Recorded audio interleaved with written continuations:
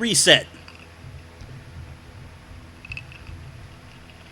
This is a special edition of the reset button for December the 7th, 2014. We are near the end of 2014, but my name is Tanner Larson, and with me is Screw Attack lead news editor, Patrick Breeden. Patrick, I know you took a little bit of a nap before the Video Game Awards. Did you catch any of it? Because I watched the entirety of it. You want me to be honest? No, I was not able to catch any of it. We appreciate honesty on this show. What do you? I was not able to catch any of it, but I did not have any fears it would be good because I am under the belief that the VGAs were bad beforehand because, Jeff Keighley, while it is his baby, still had to do what a network wanted him to do. This time he didn't. So I expected it to be much, much better than before. Oh, absolutely. It was obviously like miles ahead of what the VGAs were and the VGX was. So the Game Awards this year, they were pretty good. I mean, there was a lot of like concerts, which made me think at one point it's like, am I watching the Grammys? So it was one of those things where it was just kind of like off-putting for me, like so much music instead of like new trailers or whatever the case may be. So that was just kind of like a nitpicky kind of thing. But overall, like, it started off slow, but it really, like, I started to get into it more and more. Yeah, I think we should just kind of talk about, the awards and some surprises that we had, like which game didn't win or which game did win. Just kind of like a basic, awards, post-award show, basically. Sure. Post-award show. So a show. Let's start off with the first award that was handed out for the night, Best Performance. And the nominees for this were Adam Harrington as Bigby Wolf in The Wolf Among Us, Kevin Spacey as Jonathan Irons in Call of Duty Advanced Warfare, Melissa Hutchinson as Clementine in The Walking Dead Season 2, and then there was Troy Baker as Talion in Middle-earth Shadow of Mordor. But the winner was Trey Parker as various voices, or as the Game Awards called it, lots of voices, which made me think like, okay, he's gonna win. Trey Parker's gonna win because he's many voices in the game, just like he is on the show, in South Park Stick of Truth, that is. So he won, and I was kind of, I wasn't really surprised, but I mean, I thought I was gonna see like Kevin Spacey in the first award, and yeah, the way he meaning Trey Parker, the way he exited his speech was just kind of like funny, and it was just like, oh wow, that was actually pretty good.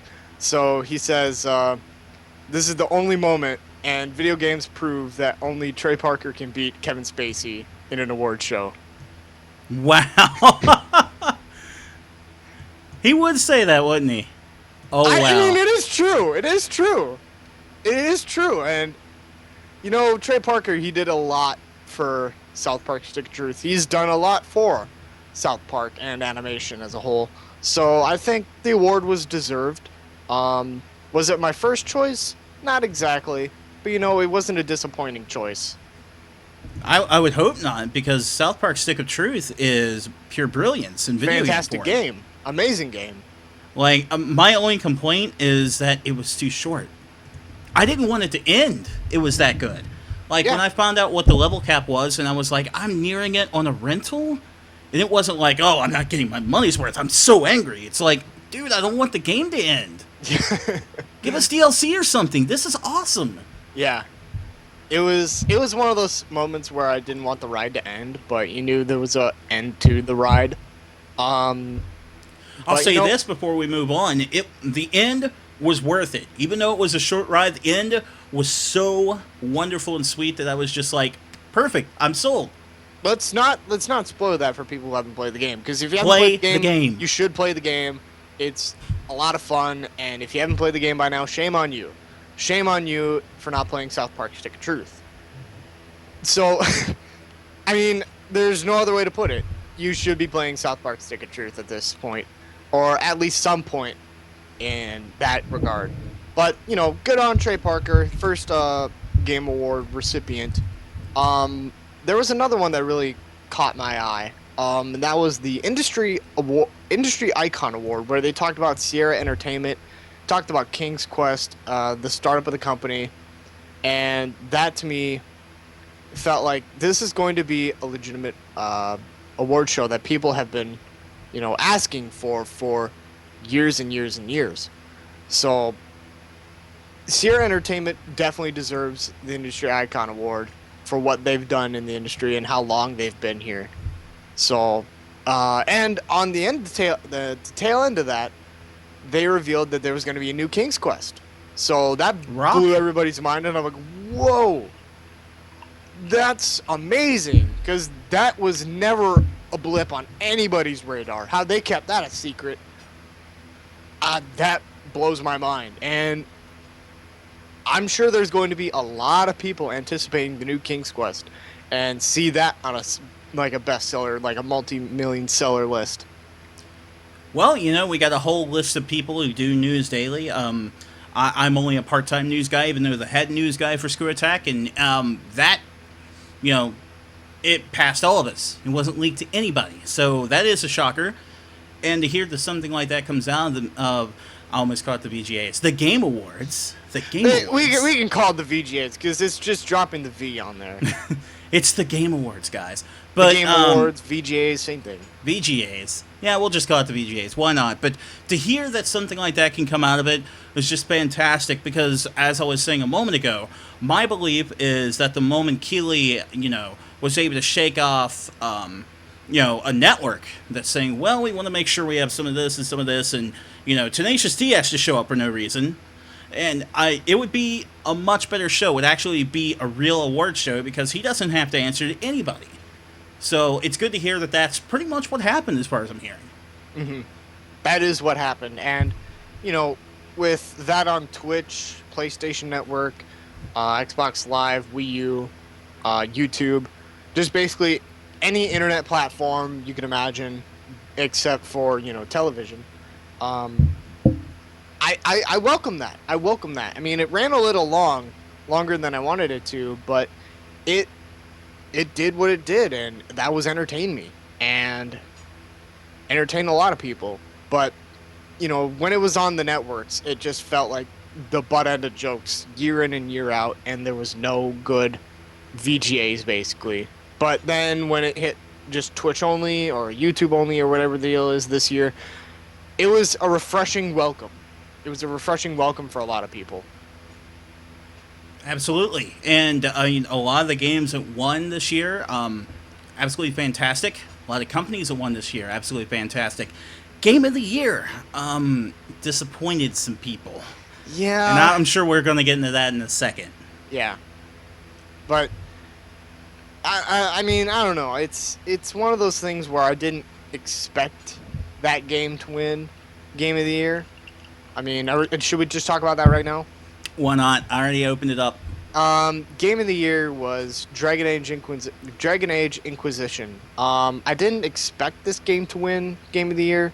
I haven't really got a chance to play it because it's only been out for like a week or two. So it just feels like one of those moments is like, really? This is already on the ballot for Game of the Year? I mean, Bayonetta 2, it felt like it deserved it because it was out for a little longer. Just a little bit longer. Dark Souls 2, I felt like that could, easily win. Hearthstone, that was my prediction, actually. It was Hearthstone, Heroes of Warcraft. If not that, Bayonetta 2. And I didn't think Middle-earth Shadow of Mordor did enough to impress me to win Game of the Year, so I'm glad at least that one didn't win Game of the Year. I mean, there are some people who disagree with me, and that's valid. But I don't know if Dragon Age Inquisition really deserved this title right now, anyway. But it has Freddie Prinze Jr. I don't care. It has Freddie Prinze Jr. Come on, that's the big sell. It's Brack Freddie presents Prinze the Jr. Brack Show starring Brack had Freddie Prinze Jr. So that should at least win an award too. Back in 1999, I want to say. Something like that. I might be dating myself. Yeah. Anyway, it's I thought Hearthstone Heroes of Warcraft was going to win because it was a game that hardly anyone could stop talking about.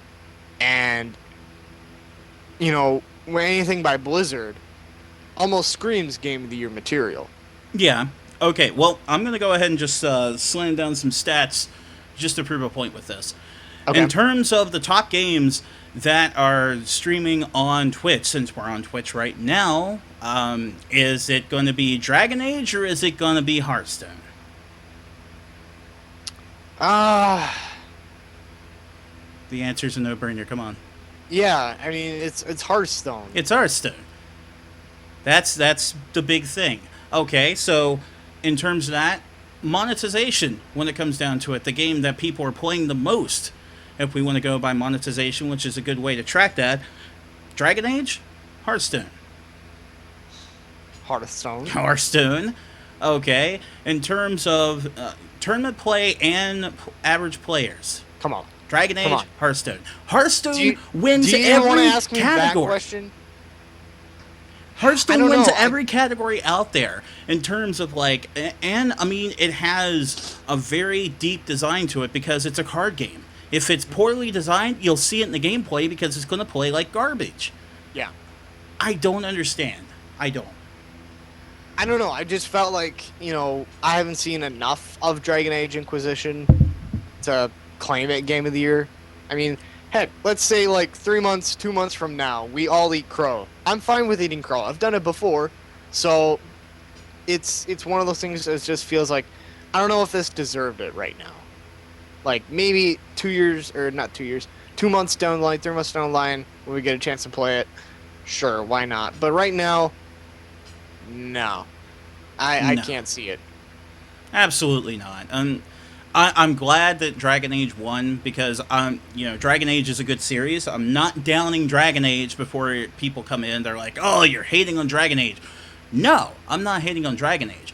I'm saying that Hearthstone was better designed, is played by more people, and is celebrated by more people. So why should Dragon Age be Game of the Year? Mhm.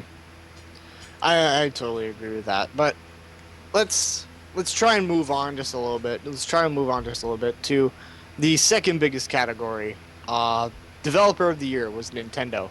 I must have missed this one. I must have missed it when it was just, handed out by, like, whatever. Like it was like it was a whatever award. And it must have been during an interview with Reggie. It's just like, oh, you guys won Developer of the Year. I was like, oh yeah, yeah. Wait, what? What'd they win? They won Developer of the Year.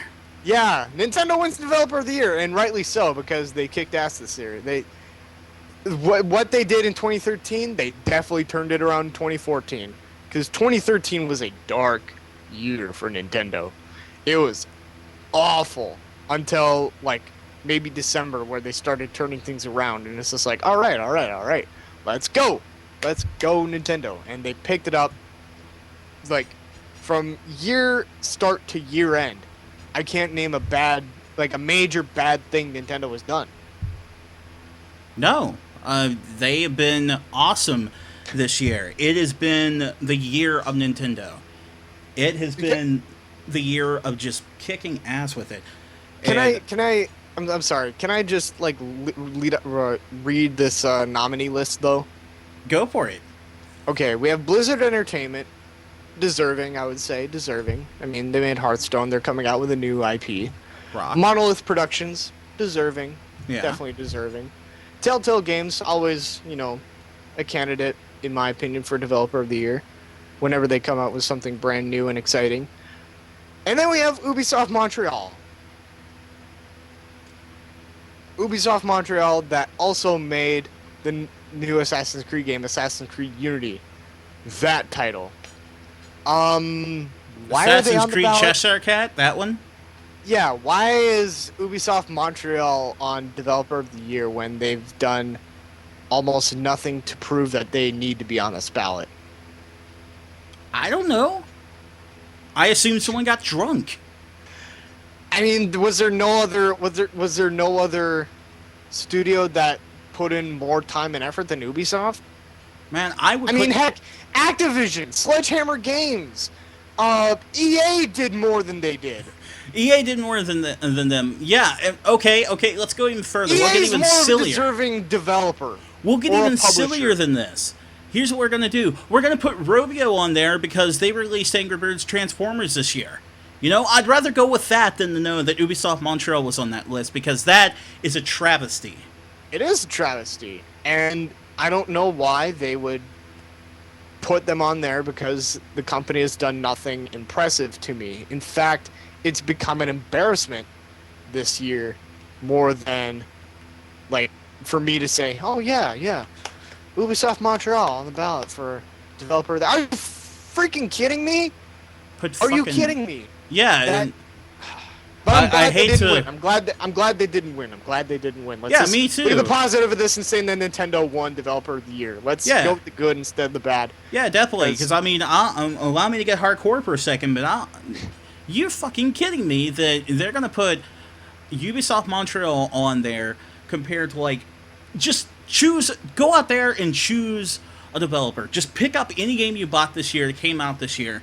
Look at the developer and be like, okay, they need to be on there instead of Ubisoft Montreal. Anybody. Doesn't matter Anybody. what they did. And pick any name out of the hat. I don't care. It doesn't Silver matter. Dollar Games.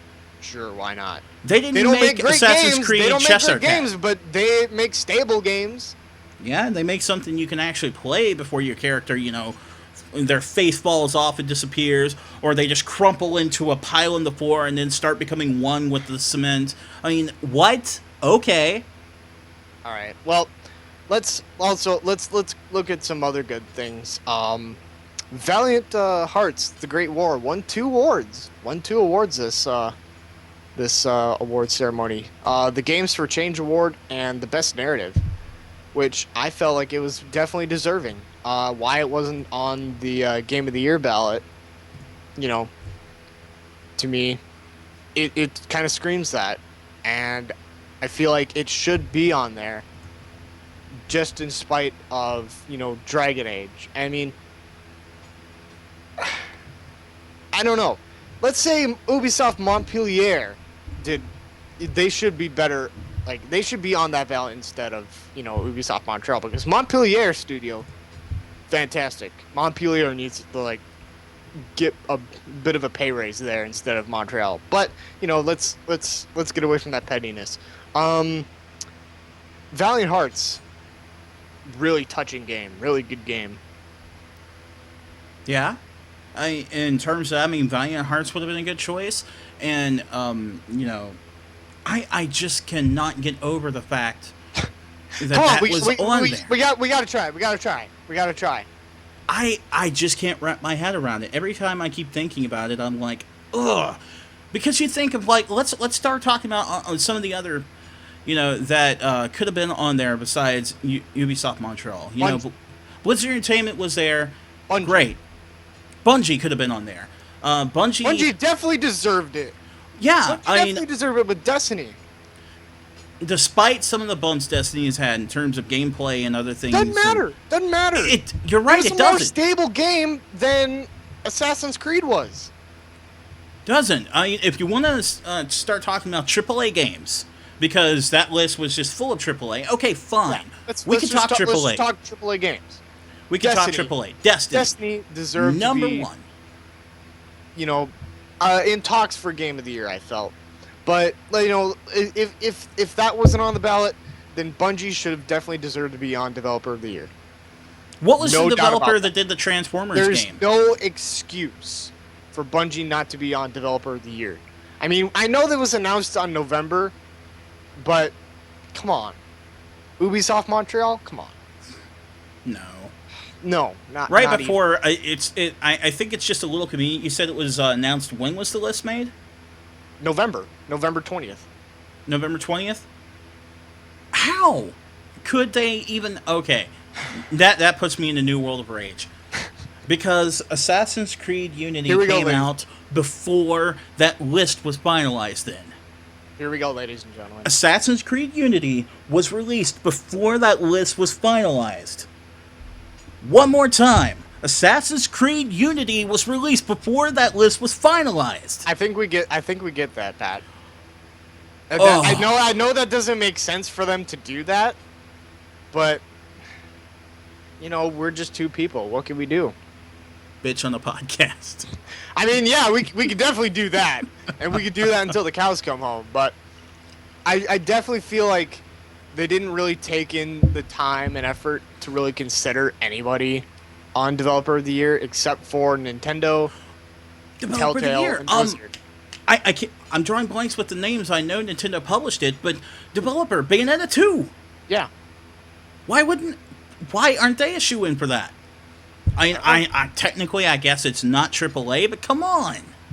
I don't know if I wouldn't say it's AAA. I mean, in terms of AAA games, it is on the Game of the Year ballot, Bayonetta 2. I mean, I would have put them on there. I know that they're on Game of the Year, but it doesn't matter. It doesn't matter. I mean, just go on Google Play and find the crappiest free-to-play game, and I would nominate them before I nominate Ubisoft, but I think we're beating a dead horse into a bloody pulp at this point. I think we've gone past the point of being a dead horse. So let's move on. I'm raging too much. All right, let's talk about the best indie game. And okay. Any of these indie games could have been like, any of them could have won, and I would have been like, okay, that's a good choice. Because we have Monument Valley, we have Transistor, Broken Age Act 1, and The Vanishing of Ethan Carter as nominees, but the winner was Shovel Knight. And that's As a good. it should have if you're gonna pick any best indie game, Shovel Knight's the one, because that one was the most impressive to me. So let's talk Shovel Knight, Yes. because anybody who was at SGC this year and participated in Screw Attack's Iron Man of Gaming actually got to play Shovel Knight, and had to play it pretty well in order to get to day 2. Yep. And personally, I didn't get a chance to play it because I was not part of Iron Man. I was too busy, working press and helping our press guys. But this guy was. You did. Yes. I our practiced buddy for about a Trevor week. Hellman, he played it. He played it. He did pretty well until like the last second where he accidentally died. But Our deals man, Kaneko Bond, we played. still made it to day 2. Yeah. Our deals guy, Kaneko Bond, he played it too. He did. He did pretty well. And yeah, I mean, it looked like it was a lot of fun. I don't think it's going to be like, oh man, it's this, deep, submersive game that's just going to draw you in. You're going to play it for hours. Not really, because wasn't like a speed run done where it was like under an hour or something like that? Yeah, it was 52 minutes, I believe. Yeah. Somewhere in that ballpark. But you know what? You still had to like study the game for hours on end to see like, okay, what's the fastest route I can do. So in that essence, you could still like get a ton of hours in Shovel Knight because nobody just plays the game like the first time and speedruns it. That's stupid.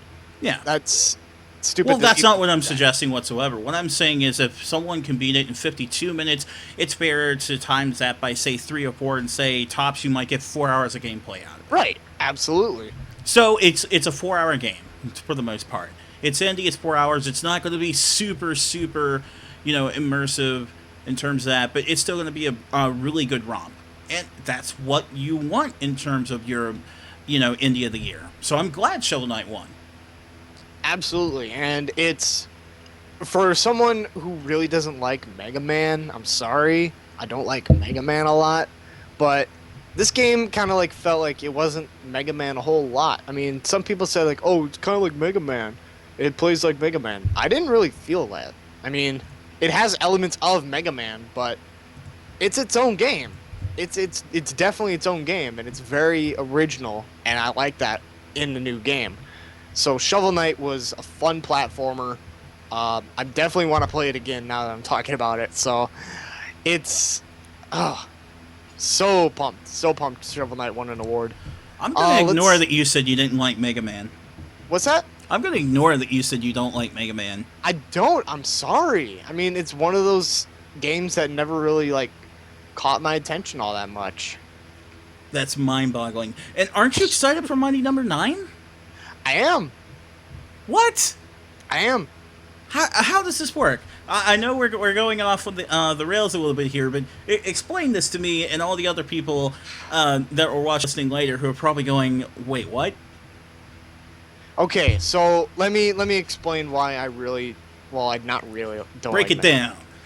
I just kind of like have quirks with Mega Man because you have to rely on like quickly switching out powers to like get past stuff, and I'm more of like someone this is why I like Mario a lot more. It's like you don't have to like pause, switch out and do a new power and then like do it again, and then over and over and over, where it's just like, okay, it's taking me out of the gameplay. I have to pause here, do a lot of menuing, and then just go back in the game and then go back here. Oh, wait, no, I have to go back into the menus, select the power, maybe refill my health, and then we'll go back into the game and then play that for another 3 minutes. Like, oh, I need to switch another power. You know that's going to be pretty much the same way with Mighty Number 9, right? I know, but who knows? Maybe we'll be pleasantly surprised, but I'm doubting it. But maybe it'll be like a Shovel Knight kind of thing, because I went into Shovel Knight thinking like, it's gonna be like Mega Man. Maybe, on the Wii U, it felt really natural. It's just like, okay, I don't have to pause. I could just look down real quick and then go back up. I don't have to be like taken out of the game. Well, I'm sure you'll have the similar elements when it comes to that with Mighty Number 9, because I mean, good. Inafune is not a foolish man. He knows what he's doing. So you'll probably have a full list of like the different powers you could just I know we're going off the rails. I know we're going off the rails here a little bit. We're derailed. But this is why I like Mario games more than Mega Man games, because you instantly get the power in Mario, and if you get hit, you lose that power already. So that's why it feels like it's more challenging to me. Well, I mean, it's a giant rock paper scissors game with Mega Man is what's going on. All right. Well, let's move on. Let's get back on track here with the Game Awards. So, best fighting game. Speaking of too soon, for in talks of Game of the Year, with Dragon Age Inquisition, best fighting game, Super Smash Bros. For Wii U. Do you think this one was given too soon, or do you think it was justified because it was also released on the 3DS? I'm just laughing here because you're asking me, the guy who writes Sunday Smash, if it was too soon. I mean, we do tout honesty here, Pat. Do I honestly, bias aside from Sunday Smash, do I think it was too soon? Bias aside, as if he's talked about bias before. Not in the least. Not in the least do I think it's too soon, because the game is fantastic. It's a solid fighter. It was a little rocky on 3DS at first because they really need to do a lot of balancing with it, which is probably why that one didn't win. But the Wii U version is mind-bogglingly awesome. The online is great, no problems with that. Insane amounts of modes on there. So much you can do with the amiibo figurines. And I would showcase my amiibo, but they're actually in the shell. Yeah, it's awesome. I can't think of anything else in terms of a fighter that deserves that slot. So, not even Killer Instinct Season 2 or Ultra Street Fighter 4? No. Ultra Street Fighter 4, in my opinion, is too much like the previous iterations to really deserve that slot. And Killer Instinct Season 2, did it really bring that much extra to the game? I don't think so. It should have won the award last year. This year, shouldn't be on the table. It's all about the Smash. I guess it is all about the Smash. So, in your opinion then, because Super Smash Bros. Is on the ballot twice, do you prefer the 3DS version or the Wii U? I do prefer the Wii U version. Okay. I didn't think I would, because with Smash for 3DS, it doesn't matter where you are. I could be on campus somewhere, or maybe at a break at my other job, and I could just pull it out, play a bit of Smash, and then go back to work or whatever. But the Wii U version is amazing. I mentioned all the different modes you can play that I love. And on top of that, I didn't think the amiibos were going to be that big of a hit. But, you can play... We're proven wrong, because I got a Link amiibo there, I got a Fox amiibo here. Mm-hmm. And you have an amiibo of Yoshi and Kirby. So yeah, these things are taken off. Like, it's amazing. And there's more to come. Yeah. Okay, go play a level 9 CPU player in Smash. It's okay, but he'll still do some stupid CPU things, and you'll just be like, a human would never do that. Go play a level 50 amiibo, and you will see immediately the difference between the two. Mm-hmm. The amiibo will not make stupid mistakes. That I can promise you. Yeah. And if it does, it learns from the previous fight and previous fights prior to. Like, it learns like a human being. Like almost like a professional fighter. Like, okay, they did this. I'm gonna scout them, and then I'm gonna counter it. Like, The amiibo is that good. yeah, like the story about the one amiibo that was actually using like tournament moves when it was playing in that tournament. Like different things that like most people would have to practice a good while with Fox in order to know, do this in this situation. It already knew. Hmm. That is insane. I've actually like with my Kirby. My Kirby actually knows if I try to do like a down smash with Bowser to go ahead and block in midair, so I just go right through him and don't hit him, and then follow up with Kirby's up smash to hit me with the sword. He knows to do that, and he does it every time. Yep, every time. And you gotta learn from that. You gotta learn from that and try Also, and make it better. my Yoshi now knows how to zone. Oh God, that sounds awful. Yeah, he'll get to the edge. I'll try and come over and hit him, and he'll start zoning me with eggs. He knows to do that now. It's ridiculous. You just gotta get in close. You gotta get in close somehow. But with a zone Yoshi, it just sounds awful. Yeah, it's hard to break through. All right. Let's see. What else could we talk about here? Let's see. Best online experience going to Destiny. I at first didn't really think it deserved that, but talking more and more about it, I feel like it might be justified now because I thought, Call of Duty Advanced Warfare, I thought that might be the winner, or at least Hearthstone. I don't know why Titanfall is on this list, but sure. Titanfall, where the best online experience is the fact that no one's there. Not anymore. I mean, Sorry. I feel like we could replace Titanfall with Lost Planet 2 and it'd be the same thing. Like, nobody plays Lost Planet 2, and it wasn't even released this year, but it would still be a viable player in that category. It's hilarious. Oh my god. Well, But, I feel like a lot of people don't give Advanced Warfare like enough credit because I feel like it does deserve to be on talks of a lot of these lists, even Game of the Year, where it wasn't even listed on Game of the Year, but I felt like it could have been there. I want to play Advanced Warfare. I'm and not going to sell it short. I want to play it. Guess how many awards Call of Duty Advanced Warfare won? I don't think it won any, did it? 0. Yeah. That's what And I thought. Yeah, it didn't win anything. I feel like that's a little disappointing because I feel like it should have been the best shooter. I felt like it should have had the best online experience. This is just coming from me, though, anyway. A person who has not played a Call of Duty game in 5 years or 6 years. The last Call of Duty game I played was Modern Warfare 2. And, the last one I owned was Modern Warfare 2. The last one I played was Black Ops 2, but I only played that for like 10 minutes. Well, So honestly, that's not in really terms fair of, to say.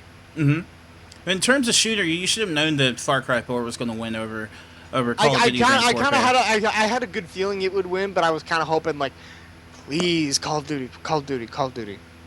It didn't stand a chance, honestly. I mean, Advanced Warfare, I'm sure that I've heard it's got a new engine, so there's a lot of nice tweaks and everything to it, but it's not going to be new enough to really captivate the attention of a vast audience. Versus Far Cry 4, that's going to introduce a lot of new stuff. So yeah, it's definitely going to win. Yeah.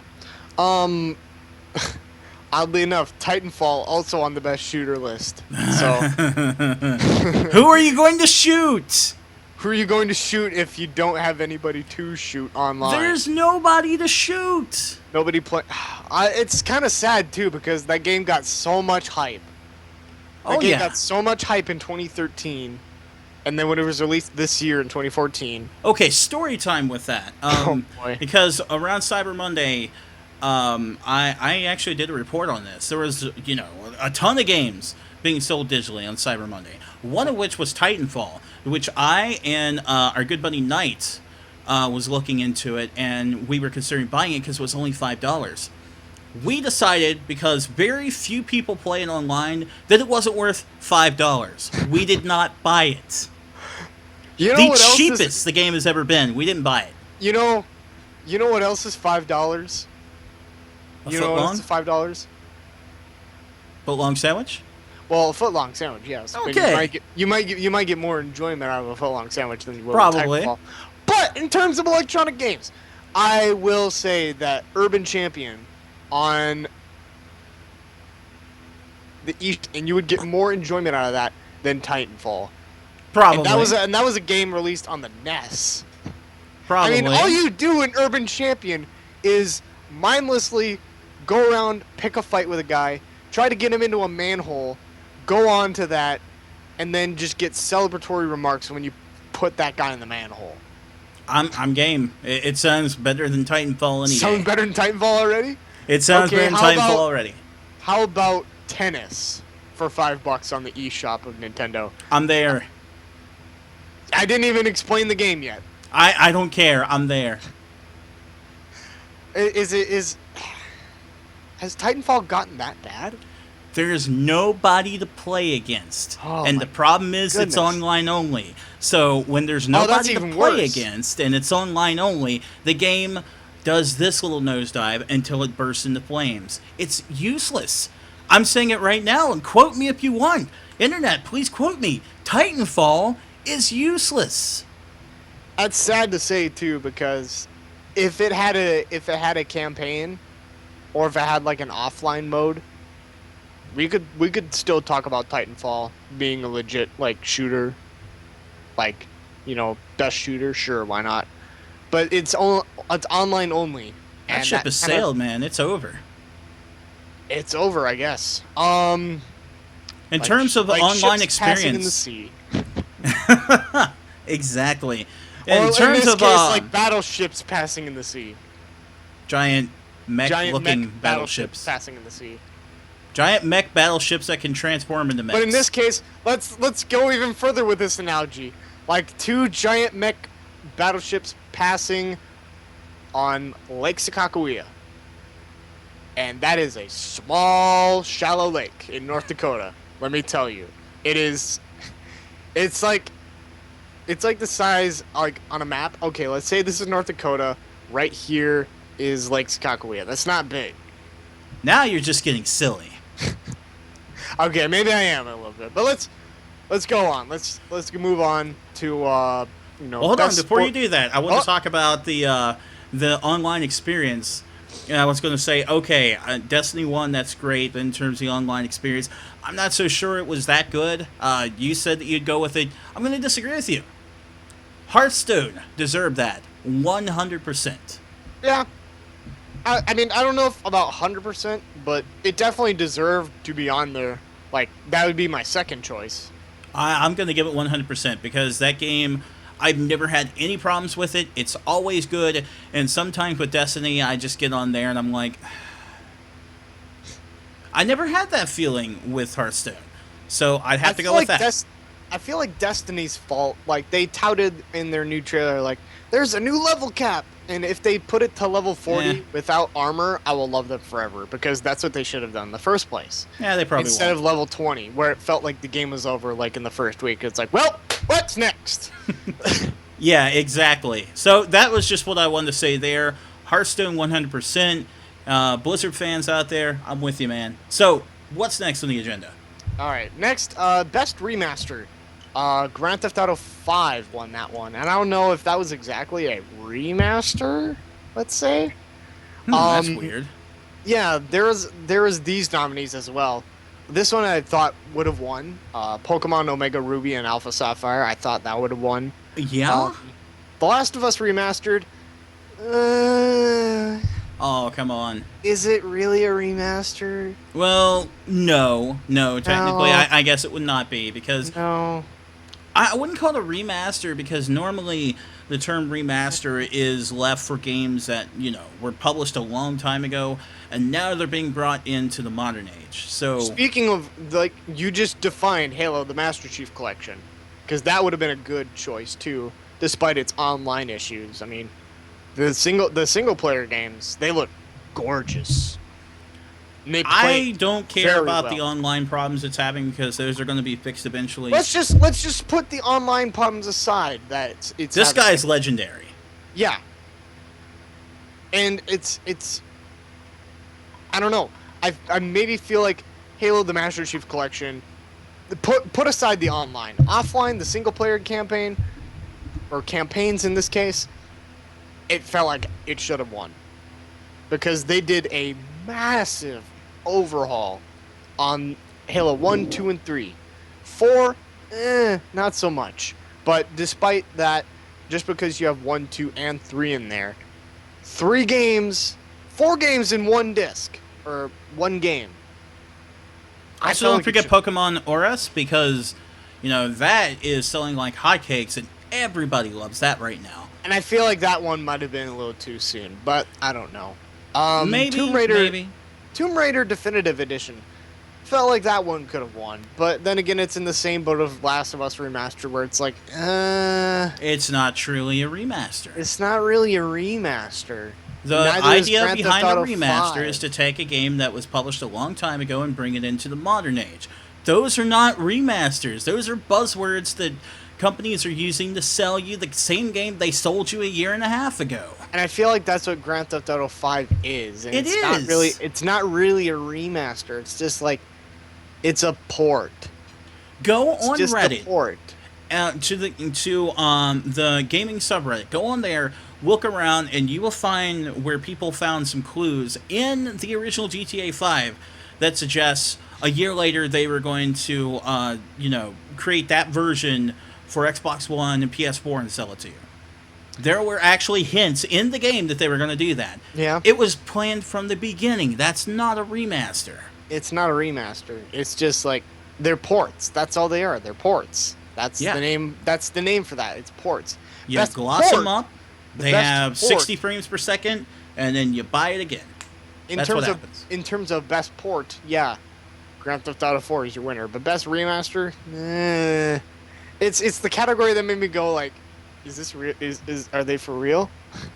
I would still give it to Master Chief Collection simply because it's going to have the remastered version of Halo 2 for online play as soon as that gets fixed, and that is going to be pretty much the centerpiece of the Halo Championship series.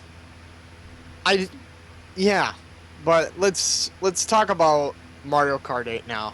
Ooh. And I know that's kind of like an awkward segue, but I love talking about Mario Kart 8. What are you talking about? I know it's an awkward segue, but I don't care. Let's talk about Mario Kart 8. Let's talk about it all night. Well, we don't have that kind of time, Pat. Best family game. I just refreshed the page, the awards page. It's the best family game, and during the awards show, it became the best sports/racing game. Oh wow! To beat out FIFA 15, NBA 2K15, Trials Fusion, Forza Horizon 2. That's saying something for Nintendo. That is like, I mean, everybody loves Mario Kart 8. We know that. But to win an award over those games in sports, holy cow. I'm glad it did. I'm glad it did too, because it definitely deserved it. Especially with the DLC that's coming out, or that came out now, and it's coming out in 2015. With a lot of the sports games, I really feel like you're just going through an assembly line, and there's somebody just scooping them up and being like, "Oh, here's the same thing for you as yesterday, and the same thing for you as yesterday, and here you go." I don't know. Forza Horizon 2 did a lot more than it did in the previous games. Okay, what about the others? Well, Trials Fusion was fun. I like that. Like, well, it was fun. Maybe. I kind of liked it a little bit. No. Yeah, but FIFA and NBA, it was just kind of like stale. Mario Kart, fantastic. The DLC pack that they're offering is affordable and gives you so much for the price. And on top of that, if you want to have some additional fun, you can unlock costumes with your Amiibo figurines. What is not to love about Mario Kart 8? I'll tell you right now, if you don't enjoy Mario Kart 8 after playing it, because I know that there are some people who are like, ew, Nintendo, not touching them. Play the game one time. And if you still don't like it, you, sir, are a Grinch. Grinch. I thought you were going to say something a lot worse. To be honest with you, I was kind of having that fear of like, oh, Pat's going to go off on a tangent. I love our listeners. Just said Grinch. Whew. I love you all. But if you don't like Mario Kart, you are a Grinch. It's true. You are a pretty big Grinch if you don't like Mario Kart 8. And it's anti-Grinch season. It wasn't even released in, the holidays. It was released in the beginning of the year. You've been Grinching all year, man. Cringing all year long. I bought that bundle. I bought the Mario Kart 8 bundle, and I was just like, okay, it's time to buy a Wii U. Because I know it's just going to be picking up from here on out. And you haven't regretted it one bit, have you? Nope. Have not regretted it. It's been tons of fun the entire time. I know in terms of specs, there are some people in PC Master Race who don't like Wii U because of the low specs. Who cares about That's specs consoles? the point. Who Nintendo cares? has never, ever claimed to be an alternative to PC gaming. What they've claimed is they're going to make the most fun games you have ever played in your life, and you're going to enjoy every second of it. And you know what? They deliver. Dude, I don't fucking care. If it's just fucking Galaga for $5, I'll play that. I don't care. We're getting salty in this episode. It's okay. I have Galaga. I just bought that. I'm going on a score run nut craze. Oh no, speed / score running, are you? Yeah, I am. And it's awesome. It drives me to play that game even more, Galaga. It's a classic game that I love. I think Galaxian is better, but Galaxian is not on the eShop, so I'll take Galaga. It's funny you mention that because now every time I play Pac-Man Championship Series and do score runs with that, I think of you every time I do it. I really do. I'm like, oh, look at me. I'm trying to be Tanner Cyrex Larson. Trying to be Tanner. Look at me. I could be good at games. I like Pac-Man. Well, I do like Pac-Man. I mean, what are you trying to say? I'm saying I like Pac-Man. Okay. So, yeah, Mario Kart 8, if you haven't bought it, you're a Grinch, and you should go buy it. If you don't have a Wii U, I would understand, but you're still a Grinch in my heart. Hold on. It's not that. If you've played the game and you still don't like it, you're a Grinch. You're bad Grinch. I'm gonna put my opinion out there and say, if you don't have a Wii U at this point and you love Mario Kart 8, shame on you. Yes. If you've ever played any Mario Kart and you're like, wow, that's a really fun game, what are you doing? Okay, no, hold on. If you haven't played any Mario Kart 8, you're either really young, which, though, as I'm wondering why you should be watching this podcast, or you have been avoiding it all your life, and shame on you for that. Okay, let's move on to our final one here. Bravely Default, Goose Egg. That's a travesty because I felt like it was the best role-playing game. Certainly, more worthy because it's been out for a longer time than Dragon Age Inquisition. Then, it should be given best role-playing game of the year. Dark Souls 2, yeah, you can make a case for that. South Park Stick of Truth, we talked about it. We can make a case for that as well. Divinity Original Sin, you can make a case for that too. But I felt like it was too early to give a case for Dragon Age Inquisition, and they gave it just because it was Game of the Year. Oh, it's Game of the Year. Let's give it to the role-playing game category as well. And I felt like that was just, sweeping the rug under the legs from Bravely Default. It's pretty much, it's the big AAA of the group, so we might as well just give it that. We didn't think it through that well. And I don't know. There's always going to be the one game. I don't want to go off on a tangent about that because then you transform into Angry Joe and it just gets awkward at that point. Yeah. I don't want to go that direction because I actually like Jeff Keighley and I appreciate all the nominees, but I just don't think that should have won. Here's the thing. We actually like Jeff Keighley. Yeah, I have no problem with Jeff Keighley. Yeah. It was actually kind of funny because I was talking to somebody the other day, and Jeff Keighley shows up at this. He shows up at E3. He shows up at BlizzCon. He might as well just walk around and say, "Hi, I'm Jeff Keighley. I host everything." I host. No, he should just be wearing a T-shirt just saying, "I host every show." He does. He does. He really does. And you know what? He hosts everything. Good for him. He deserves it. And he's a legit dude who really tries to find information when it comes to games and such. I don't know why people hate him. But that's beside the point. The point here is Dragon Age Inquisition should not be winning Best RPG. I haven't gotten a chance to crack into Bravely Default too much, but what I played so far is fantastic. We already salivated for 8 centuries in South Park Stick of Truth because that was fantastic. Yeah. And yeah, there's a whole list of games on here I'm looking at right now. In terms that Dark Souls 2, a lot of people like that. They like the first one more, but still, Dark Souls 2 is Dark Souls. You know, Divinity Original Sin. Why? Why Dragon Age? You know, in only 2 areas on the Earth was Dragon Age Inquisition released before the ballot nominees were like announced, because the game was like released on November 18th. Dragon Age Inquisition. I can talk. Prove it. Prove it. Okay, I will. In Australia, the game was released on November 20th. In Europe, November 21st. Japan, November 27th. I feel like if you're going to be on the ballot, get it worldwide first. Give it about a month. Yeah. And then you can be on the ballot. It's just... Because right now, it feels like it's way too soon. Of course it's too soon. I mean, I'm sure there's some people who played the game beforehand, but if you want people to agree with your awards or take it seriously, shouldn't you, like, make sure that they have a chance to try it first? Somebody try it? Anybody? Somebody. Anybody. I mean, I don't know, but you know what? That's just a gripe I have. But all in all, it was a good awards show. I liked it, and I think you should go watch it, Pat. When you get a chance. I probably will. You should. I think I will enjoy it. Do you have any? Do you have anything to round out this podcast?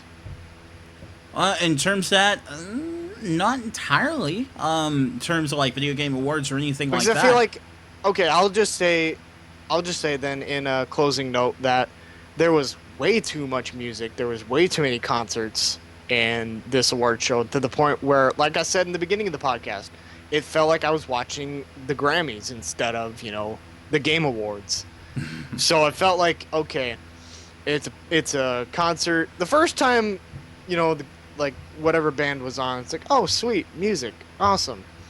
And then, well, it was before Koji Kondo anyway, because Koji Kondo was first, and then it was some band. I was like, oh, okay, it's cool, it's a band. And then another band came on, and like, okay. And then another band came on, and I'm like, okay, I'm gonna, go get a snack or something. I'm gonna go to the bathroom because this is kind of pointless. I mean, if there were like trailers to look forward to, I watched every trailer, and I thought every trailer was kind of like either too cryptic to tell about it, or like, it was a name, and I'm like, yeah. But at the end of almost said VGAs. At the end of the Game Awards, Nintendo said that the new Zelda game was going to be out in 2015. And we're like, sweet! And then Miyamoto said, basically, that, Star Fox will be released Zelda. And I'm like, yeah! Huh? Because we haven't seen a whole lot of footage of Star Fox, have we? No, we haven't really seen anything. I think we've seen more of the Zelda game than we have of Star Yeah, Fox. we've actually seen like character models and whatnot for Zelda that have come out. So we haven't seen a whole lot of Star Fox. Yeah, we don't know what's going on there at all. So that made me think like, I gotta throw my red flag here. That's not good. Well, I mean, I can't say that there's like there's any truth to it, or they're trying to throw you off or anything like that. But I don't know. Strange. I just feel like if they're going to release Star Fox before Zelda, yeah, shouldn't they have given us something by then?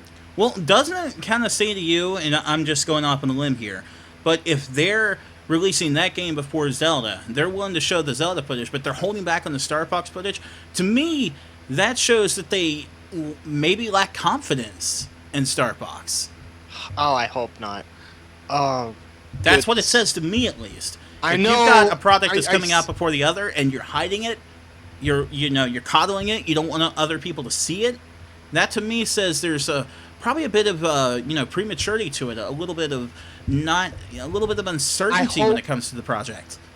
I hope it doesn't become a case of Assault, and I know I'm gonna get a lot of heat for that. But some people say like, "Oh, Assault was great." No, it wasn't. It was awful. Are you kidding me? The game was just barely like completed, and it felt really buggy. The game always crashed on me, and I had to like buy another copy, and that one crashed too. So I thought like, oh, maybe it's a GameCube problem. So I went to go and get my GameCube fixed. It's not, the problem. So I'm like, what's the problem? I was like, oh, it must be a coding error in these discs. I'm like, are you kidding me? Oh, wow. Oh my god. So they barely either they barely finished the game or they didn't really care enough. They're just like, screw it, who cares? So I hope it's not another assault situation, because it felt like I paid $59.99 or like $49.99. Yeah, it would have been for 50. $50 for Xevious, and I'm not big on Xevious. Because that's what it was. It was made by Namco, or like coincided with Namco. It's just like, hey, if you buy the game, you get Xevious, and I'm like, oh, great. Well, Xevious is really good. I like it. So if this game isn't great, then Xevious I have something to fall on, and that's $50. I like Xevious. I think it's wonderful. I think it's great, but not $50 great. No, absolutely not. The last good Star Fox game was Star Fox 64. Put in the record book. I'll defend Adventures. The last good Star Fox game was Star Fox 64. Okay, throwing Command under the bus. Throwing Star Fox 64 3D under the bus. Mm-hmm. I'm old school. Oh, really? The last good Star Fox game was Star Fox 64. All right. They want to remake it and put it on 3DS? Fine. Send all your hate mail to dttstarx@gmail.com, like I said in the beginning of the show. So, we're looking forward to those questions. So, this has been the reset button for December the 7th. We went on for a long time. Yes, this is a very, very lengthy episode. So, you should have saw that I don't coming. think I'm really going to put in some underbed music for this one, but, you know, we'll see. We'll see what happens. You really should have saw it coming, guys, because it is an award show, and you got to talk about a lot of stuff. So, we'll get back on track with the formula that people are much more used to next time. Yep, and this has been the reset button for December the 7th, like I said. My name is Tanner Larson. And I am Patrick DeBaser Breeden. We'll see you guys next week. You take care. Later.